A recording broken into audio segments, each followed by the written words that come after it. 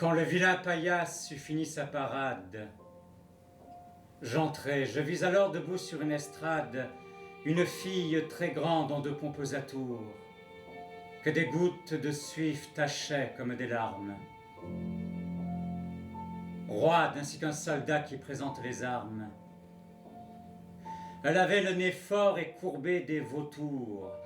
Elle était pourtant jeune, une barbe imposante lui couvrait le menton, noire, épaisse et luisante.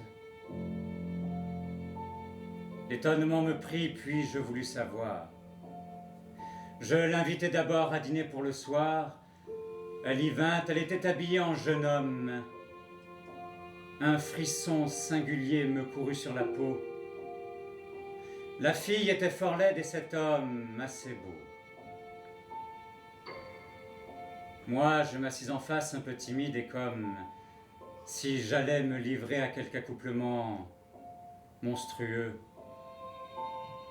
Je sentis me venir par moments, regardant cette fille aux formes masculines, un besoin tout nouveau de choses libertines, des curiosités de plaisir que l'on tait, et des frissons de femme à l'approche du mal.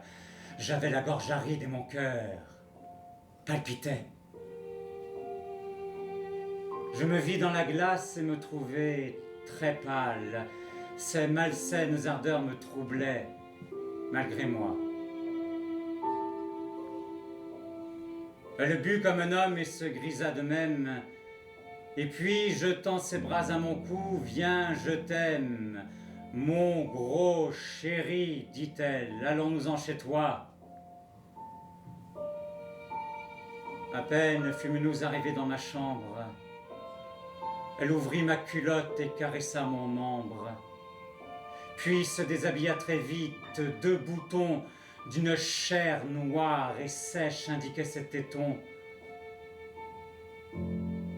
Elle était jaune, maigre et flanquée et très haute. Sa carcasse montrait les creux de chaque côte. Pas de sein, pas de ventre, un homme avec un trou. Quand j'aperçus cela, je me dressai debout, mais elle m'étreignit sur sa poitrine nue. Elle me terrassa d'une force inconnue, me jeta sur le dos d'un mouvement brutal, m'enfourcha tout à coup comme on fait d'un cheval, et dans son vagin sec, elle enserra ma pine. Sa grande barbe noire ombrageait sa poitrine.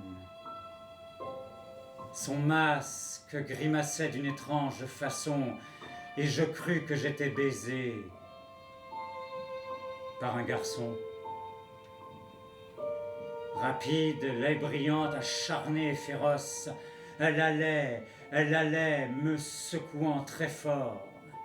Elle m'inocula sa jouissance atroce, qui me crispa les os comme un spasme de mort, et puis, tordue avec des bonds épileptiques, sur ma bouche colla sa gueule de sapeur, d'où je sentis venir une chaude vapeur de genièvre mêlée au parfum d'une chique.